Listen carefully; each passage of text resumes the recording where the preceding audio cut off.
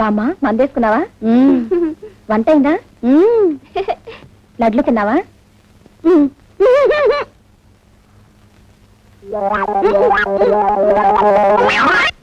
ఏంటి పని? డాక్టర్ ఏమన్నాడు అసలు?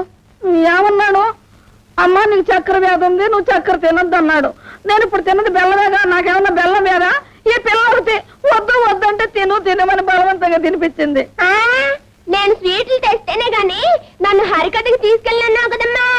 నువ్వు ఇలా స్వీట్లు తింటే హరికథ కాదు హరి అంటావు. ఓసి పిచ్చిదానా, నేను అప్పుడే హరి అన్నే. నీకు పెళ్లి కావాలి, నీ కడుపుని మీ తాతయ్య పుట్టాలి, ఆయన్ని సంకనేసుకుని నేను షికారు వెళ్ళాలి, అప్పుడు నేను హరి అనేది. మళ్ళీ ఏంటిది? చేతిలో ఉంటే నువ్వు పడేయమన్నావుగా, ముక్కు కింద గోతులో పడేద్దామని. పడైనా బామ్మా.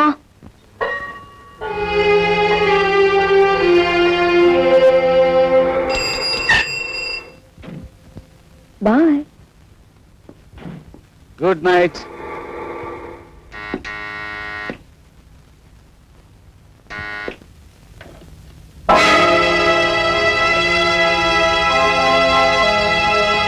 ఏమండి ఫోన్ చేయరు?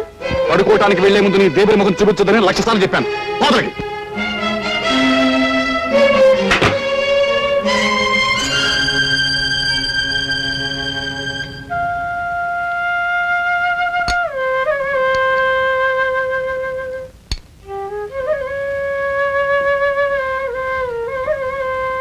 తింటున్నావా? తిను.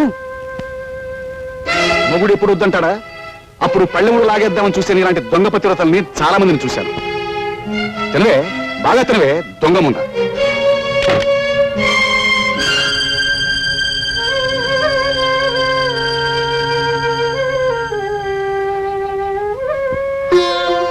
ఏమ్మా రాత్రి అన్నం తినలేదా? లేదు, రాత్రి అయినదో తెస్తేను.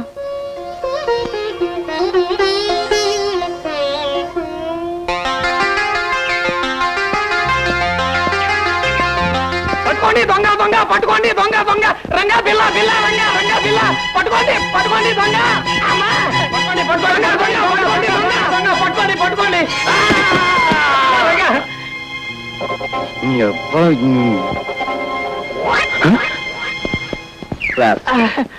అయ్యో చాలా థ్యాంక్స్ అండి. సార్ మీ డబ్బు నెమ్మది లేవండి. అయ్యో కింద పట్ట వలన దెబ్బలు బాగా తగులుంటాయి. ముందు ట్యాక్సీ పిలుస్తాను. వద్దు బాబు వద్దు, అర్జెంటుగా నాకు పని చేసి పెట్టండి. చెప్పండి. నా కాలికి దెబ్బ తగిలింది. నేను టాక్సీలో వెళ్ళినా అవతల 4 ఫర్లాంగులు నడవాలి. చచ్చి నీ కడుపును పుడతాను. ఈ డబ్బు ముహూర్తానికి ముందు చేరకపోతే అక్కడ పెళ్ళాగిపోతుంది బాబు. సారీ సార్, నేను అలాంటి హడావుడి పని మీదే ఉన్నాను. చూడండి మిస్టర్, మీరేమి అనుకోనంటే ఈ డబ్బు మీరందరూ. బాబు వై నాట్? షూర్. అడ్రస్ ఏది? ఇందులోనే ఉంది బాబు. నీ మేలు జన్మ జన్మలకి మర్చిపోలేను. Mister 1 second. చూడండి మాస్టర్, ఆయన చేసిన పొరపాటే మీరు చేస్తున్నారు. డబ్బు అలా పై పైన పెట్టినట్లా మరి ఎలా తీసుకోమంటారు? అలా అడిగారు, బాగుంది.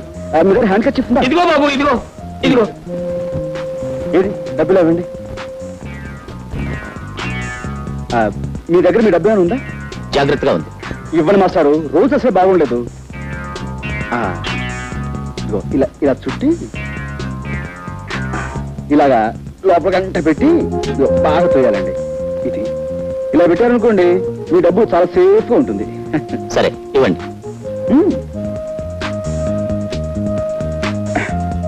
పెట్టండి. ఇంకా చేయండి లోపలికి. అది ఇప్పుడు మిమ్మల్ని ఎవ్వరు కొట్టలేరు. అది వెరీ గుడ్. ఇటు వెళ్ళండి. ఓకే. అటో పోనీ, త్వరగా పోనీ.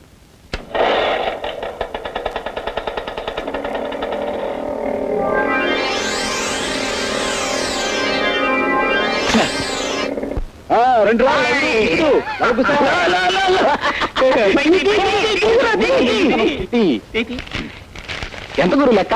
15,000. ఇంత కష్టపడితే 15,000? మనిషికి 5,000 దక్కలేదు కదరా.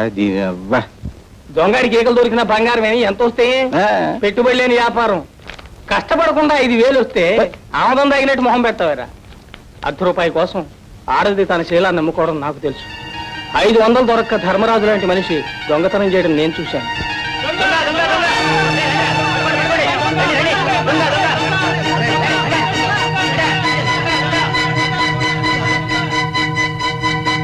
రాజా నువ్వా?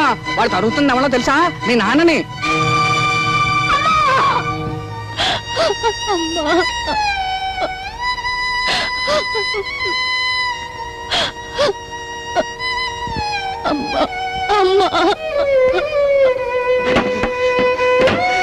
చనిపోకూడదు, నా సరస్వతి చనిపోకూడదు, నా సరస్వతి అమ్మా, నా సరస్వతి చనిపోకూడదు, నా సరస్వతి చనిపోకూడదు. అమ్మా సావిత్రి, నీ అమ్మ సరస్వతి చనిపోకూడదు. అమ్మా సావిత్రి, నీ అమ్మ చనిపోకూడదు, నా సరస్వతి చనిపోకూడదు. అందుకే డబ్బు తెచ్చానమ్మా. చూసావా, ఇవాళ బోళ్ళంత డబ్బు తెచ్చానమ్మా. మీ అన్నయ్య ఉద్యోగాలకు అప్లికేషన్ పెట్టుకోవచ్చు, నీ పెళ్లి చూపులకు వచ్చిన వాళ్ళకి బ్రహ్మాండంగా మర్యాద చేయొచ్చు. నీ అమ్మ జబ్బు నయ్యమయ్యేంత వరకు డబ్బు ఖర్చు పెడుతూనే ఉండొచ్చు. ఇక మన కష్టాలు పోయే రోజు వచ్చిందమ్మా. ఆ రోజు వచ్చేసిందమ్మా, ఆ రోజు వచ్చేసింది.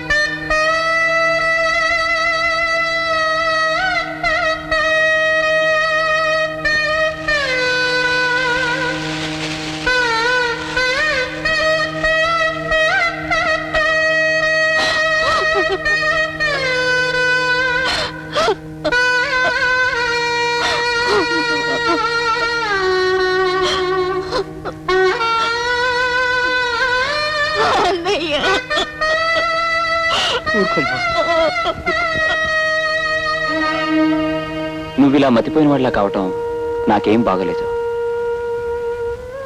నీ చెల్లెడికి పెళ్లి చేయాలి, నువ్వు ఉద్యోగం సంపాదించుకోవాలి. నువ్వు నా ప్రాణ స్నేహితుడివి కదా, మా చెల్లెల్ని నువ్వే పెళ్లి చేసుకోవచ్చుగా. పేదరికం వల్ల ఎన్ని కష్టాలు వస్తాయో మీకు దగ్గరగా ఉండి చూస్తున్న వాడిని. అదంటే నాకు మహాభయం. రాబోయే కట్నం ఒక్కటే నా జీవితానికి ఇంకం అనుకుంటున్నాను. నీ చెల్లెలి పెళ్లి పేరుతో నన్ను మరీ పేదవాణ్ణి చేసేయకు.